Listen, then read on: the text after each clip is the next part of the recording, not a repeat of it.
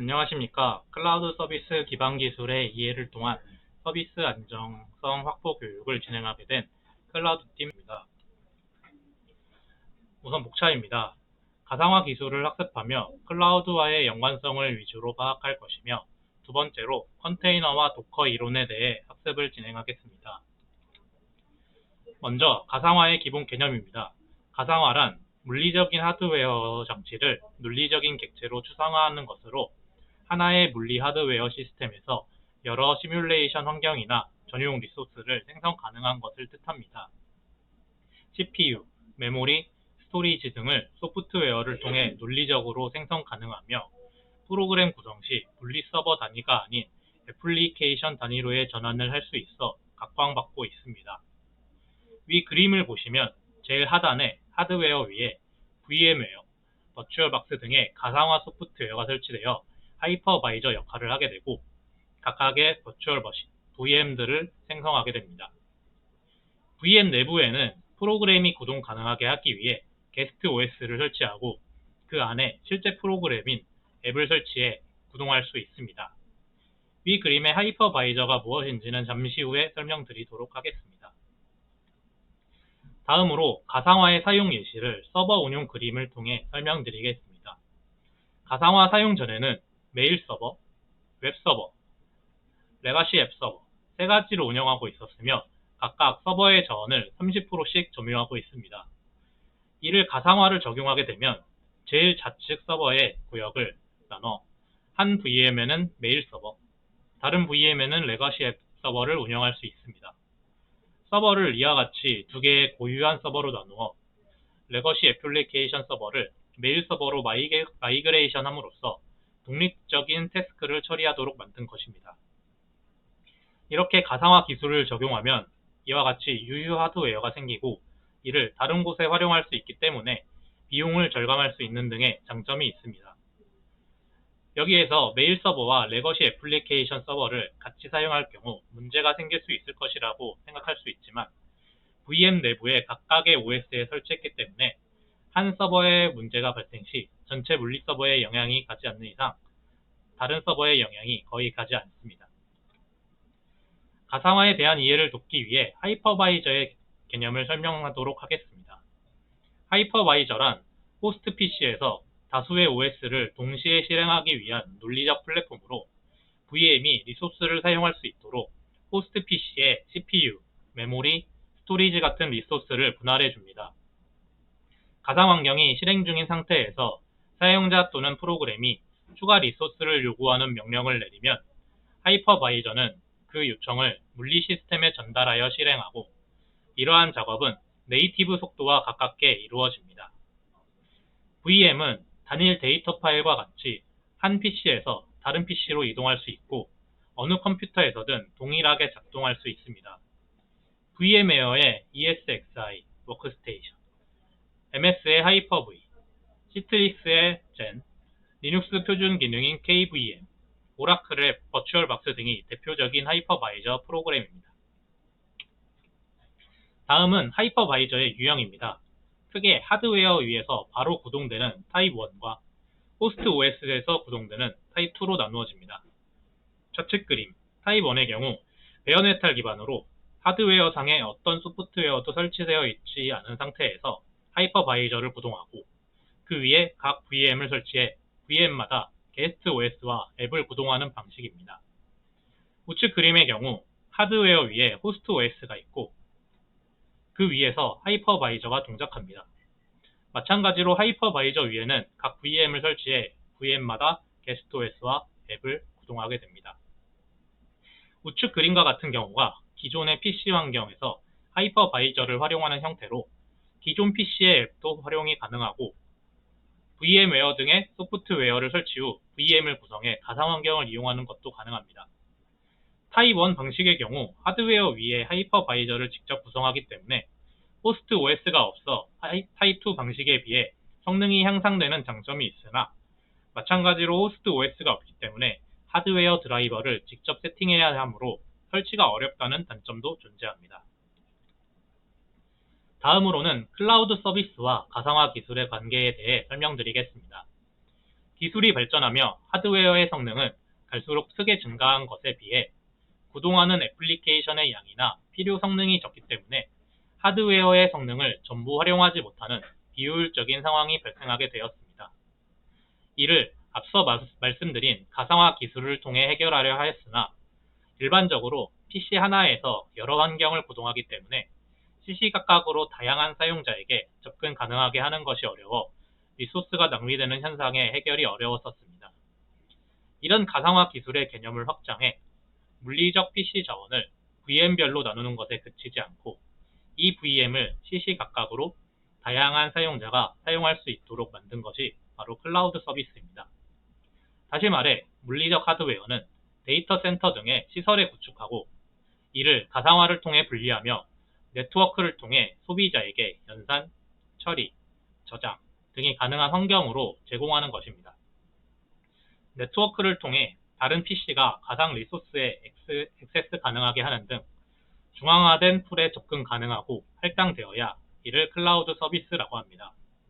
클라우드 서비스는 1996년 컴팩에서 개념이 등장한 이후 2006년 구글 내부에서 유일 서버를 활용하는 방식을 제안했고 2006년 8월 아마존이 EC2라는 서비스를 개시하면서 알려지기 시작했으며 현재는 대부분의 기업들이 클라우드 서비스에 직간접적으로 참여하거나 이용하고 있습니다. 클라우드 서비스의 가상화 기술은 크게 서버 가상화, 데스크탑 가상화, 애플리케이션 가상화, 스토리지 가상화 이렇게 4가지 개념을 주로 사용 중이며 지금부터 하나씩 살펴보도록 하겠습니다. 클라우드 가상화의 가장 기초적인 개념인 서버 가상화입니다. 일반 PC의 가상화와 마찬가지로 서버 PC 하나에 다수의 VM을 생성해 동시에 OS 환경을 구성 가능하며 각 OS별로 앱 구동이 가능합니다. 이런 가상 머신 VM은 파일 형태로 저장되며 서버 가용성 증가, 서버 복잡성 제거, 빠른 워크로드 배포가 가능한 장점이 있습니다. 위 그림과 같이 실제 서버에 호스트 OS가 없는 형태로 활용 시 더 많은 하드웨어 리소스를 활용할 수 있는 장점이 있으나 최근 하이퍼바이저나 하드웨어의 성능이 향상됨에 따라서 호스트 OS가 있는 형태와 그 성능 격차가 줄어들고 있습니다. 따라서 실제 가상화 프로그램을 선택 시 유지 보수, 라이선스 비용, 가상화 용도 등을 고려하여 선택하는 경우가 점점 늘어나고 있습니다. 스토리지 가상화란 서로 다른 스토리지의 디바이스 구성을 논리적인 형태로 재구성해 공통 스토리지 풀을 만드는 것입니다. 이 스토리지 풀을 사용하는 서버 및 기타 PC들은 가상 볼륨을 통해 가용성 확보가 가능하고 데이터 마이그레이션, 작업량 분산 기능을 지원합니다. 또한 하드웨어 저장 장치가 지닌 실제 용량보다 큰 크기의 저장 용량을 정의 가능한 특징이 있습니다. 이는 서버 및 전용 스토리지의 경우 확장으로 인해 나중에 하드디스크를 추가하는 일이 흔하게 발생합니다. 이런 경우를 대비해 스토리지 가상화를 통해 용량을 크게 설정해 놓으면 용량 확장 시에도 매번 다시 옵션 설정을 안 해도 된다는 장점이 있습니다. 물론 이것은 옵션 설정상의 장점일 뿐 이것이 물리적인 실제 용량보다 더 큰 용량을 사용하게 해주는 것은 아닙니다. 스토리지 계층화를 통해 자주 사용되는 데이터는 SSD에 저장하고 자주 사용하지 않는 데이터는 하드디스크에 구별해서 저장이 가능한 등 데이터가 저장되는 위치를 설정해 관리할 수 있습니다. 다음은 데스크탑 가상화입니다. 데스크탑 가상화란 PC가 중앙 서버에서 운영되며 PC의 구동 화면만을 사용자의 단말기로 전송하는 환경을 제공하는 것입니다.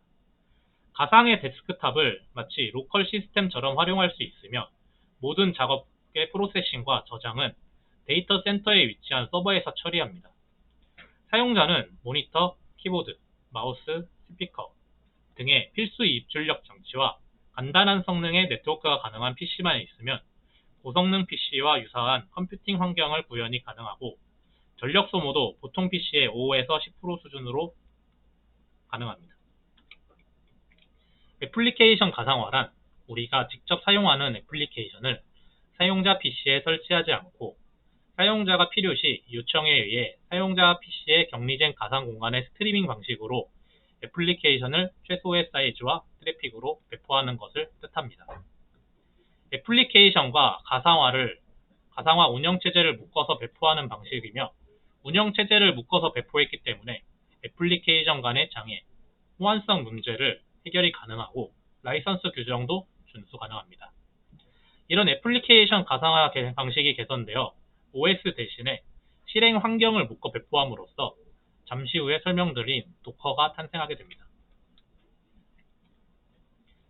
다음은 컨테이너 도커 이론입니다. 컨테이너란 어떤 환경에서나 실행하기 위해 필요한 모든 요소를 포함하는 소프트웨어 패키지로 단어의 어원도 실제 컨테이너에서 나왔습니다. 컨테이너 개발 이전 물류를 처리하기 위해서는 물건의 형태가 이렇게 각각 다르기 때문에 운송에 어려움을 겪었습니다. 그게 컨테이너 개발 이후 규격화가 되어 물류 처리가 쉬워지고 빨라졌으며 애플리케이션에도 마찬가지로 애플리케이션의 컨테이너도 이와 유사한 기능을 가지고 있습니다. 애플리케이션을 규격화해 배포 및 업데이트 시 속도가 빨라지고 문제 발생이 적어졌으며 특정 버전의 프로그래밍 언어 런타임 및 라이브러리, 애플리케이션 코드를 컨테이너 내부에 포함해 애플리케이션이 현재의 컴퓨팅 환경에서 다른 환경으로 이동하더라도 안정적으로 실행이 가능하게 됩니다. 컨테이너 기술이 등장한 배경에 대해 알아보겠습니다. PC 프로그램들은 실행 환경이 바뀔 때마다 각종 오류가 발생하는데 이는 네트워크, 스토리지, 보안 등 각 영역마다 정책이 서로 다르기 때문에 발생을 합니다. 과거의 프로그램 실행 시 버전이 맞지 않습니다. 호환성이 맞지 않습니다. 이런 에러 메시지들을 보셨을 수 있을 텐데요. 사용자마다 실행 환경이 각각 다르기 때문에 개발자들은 수많은 상황을 테스트해야 했고 이는 개발 시간과 비용에도 영향을 주게 되었습니다. 이것을 해결하기 위해 현재의 PC 환경에서 다른 환경으로 이동하더라도 안정적으로 실행되도록 하기 위한 기술이 필요했고 이를 해결하기 위한 개념이 바로 컨테이너 기술입니다.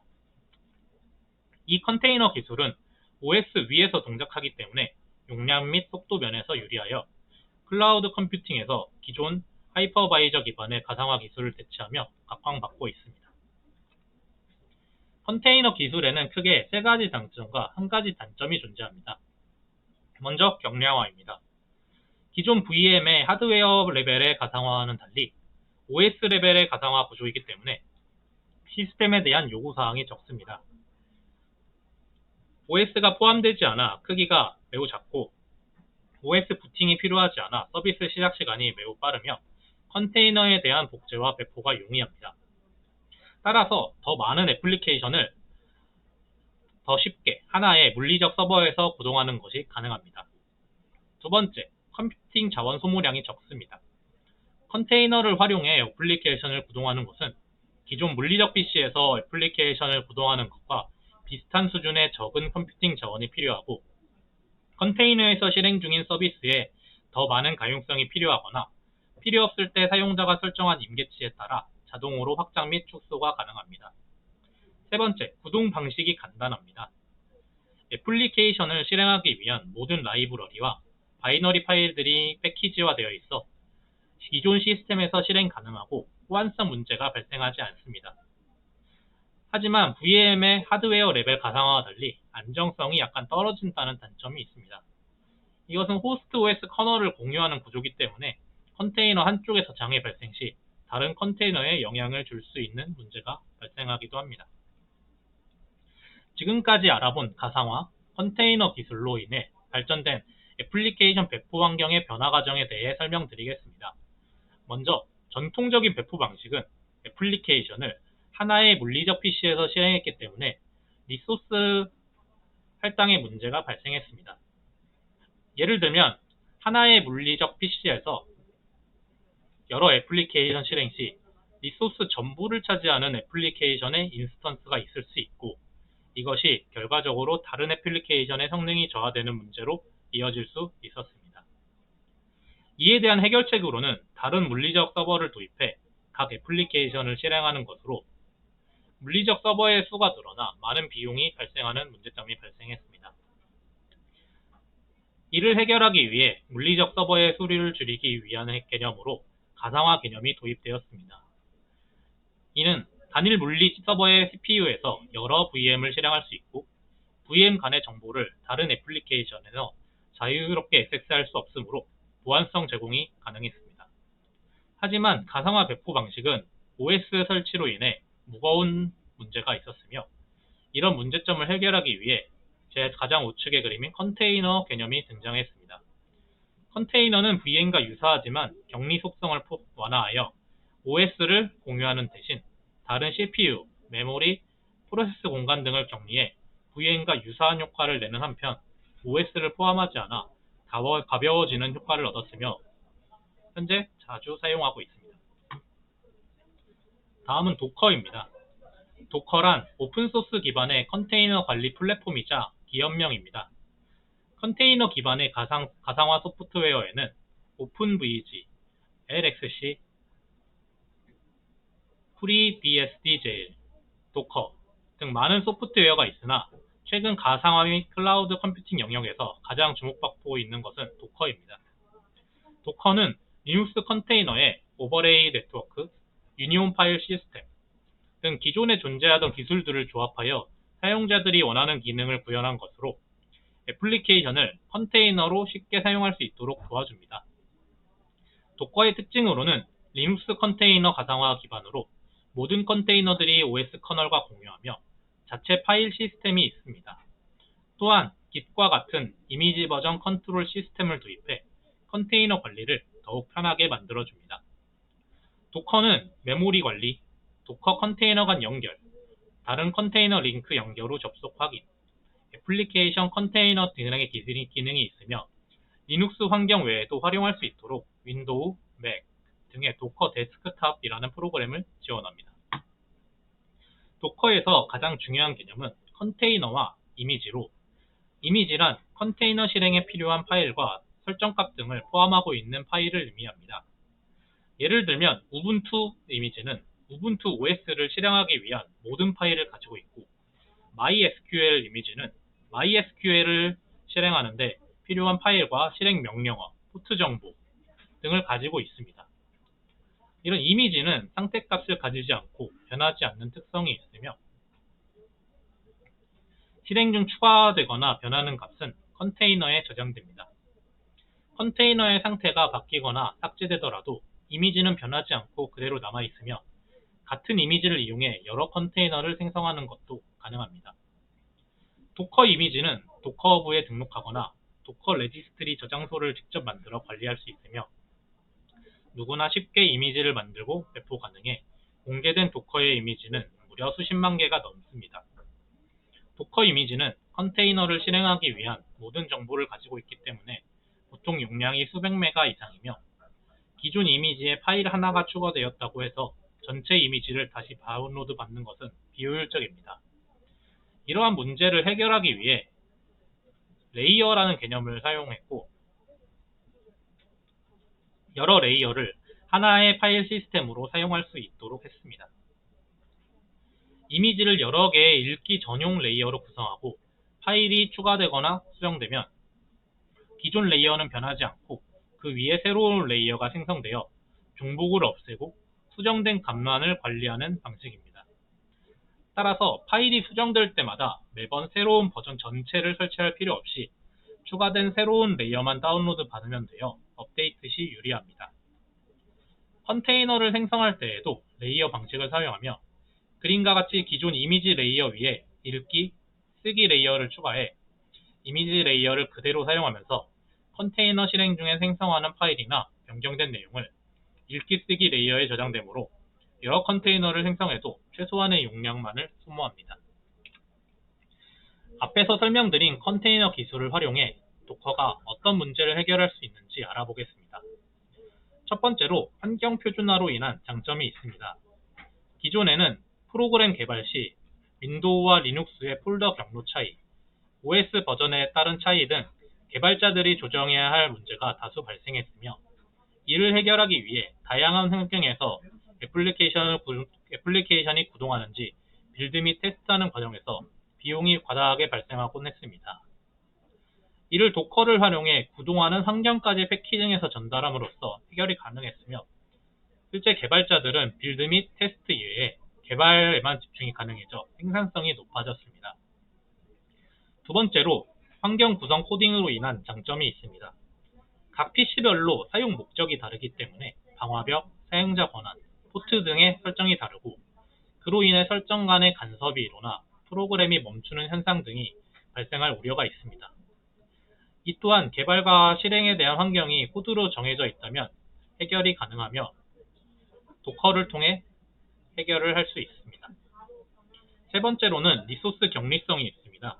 리소스 격리성이란 여러 개의 PC를 이용하는 것처럼 IP와 포트 등을 다르게 설정해 응용 프로그램과 실행 환경을 분리하는 것으로 응용 프로그램별 필요 런타임의 버전이 다를 시 문제가 발생한 것을 해결이 가능합니다.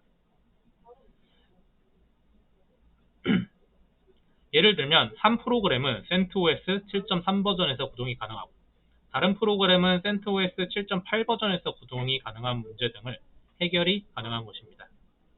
이는 물론 OS 단위 가상화인 VM을 통해 해결도 가능하나 도커에 비해 무거운 문제가 있어 현재는 많이는 사용하지 않고 있습니다. 도커 활용 시 컨테이너의 라이프 사이클에 대해 설명드리겠습니다.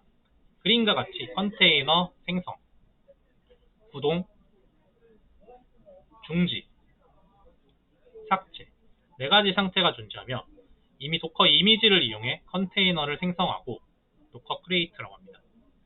도커 스타트 명령을 통해 구동을 하고 구동 중에 도커 스탑 명령어를 통해 컨테이너 중지를 할 수 있으며 중지된 컨테이너를 다시 도커 스타트 명령을 이용해 재구동하거나 도커 rm, 리무브 명령어를 통해 삭제를 할 수 있습니다. 지금까지 클라우드 가상화 및 컨테이너 도커 이론에 대해 학습을 진행했고 다음 교육에서는 실제로 도커를 활용해보며 도커 활용이 어떠한 점에서 유리한지를 확인해 보도록 하겠습니다. 이상으로 클라우드 서비스 기반 기술의 이해를 통한 서비스 안정성 확보 교육을 마치겠습니다. 감사합니다.